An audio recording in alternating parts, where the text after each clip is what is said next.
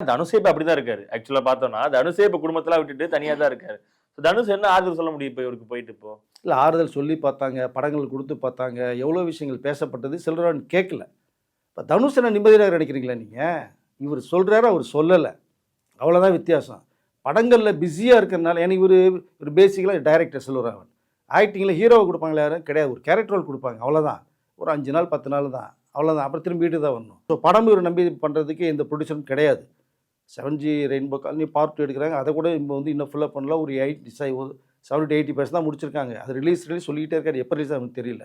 நீங்க எல்லா ப்ரொடியூசரும் காலி பண்ணிட்டு, திரும்பி ஒரு ப்ரொடியூசரையும் நீங்க குடுத்தவங்களே நீங்க மிஸ் பண்ணீங்கன்னா என்ன அர்த்தம் நீங்க அத? ஸோ அது ஒரு பக்கம் மிஸ்ஸிங். தனுஷ் வாழ்க்கையில அவரு ஹேப்பியா கிடையாது.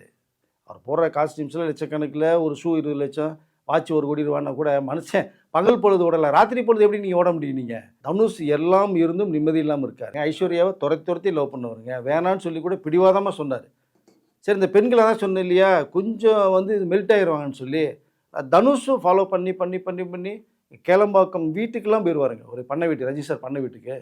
ரஜினி சாரை போய் பார்த்து எப்படியாவது அவர்கிட்ட பேசி ஆசீர்வாதம் வாங்கிட்டு, உங்க பொண்ணை கல்யாணம் பண்ணணும்னு சொல்லி எவ்வளோ விஷயங்கள் இதுக்கு எதுக்காக தனுஷ் வர்றாருன்னே தெரியாம இருந்தது ஒரு பீரியட் இங்க. ஏன்னா அவர் வந்து ஒரு 2 படம் தான் ஏதோ தான் பண்ணாரு அவரு. தனுஷ் யாருன்னே தெரியாது. இன்னைக்கு பெரிய ஸ்டார். அன்னைக்கெல்லாம் பெரிய ஸ்டாரே கிடையாது. இன்னைக்காவது பார்க்குற மாதிரி இருப்பார். அன்னைக்கு வந்து அவர் பார்க்கவே முடியாது.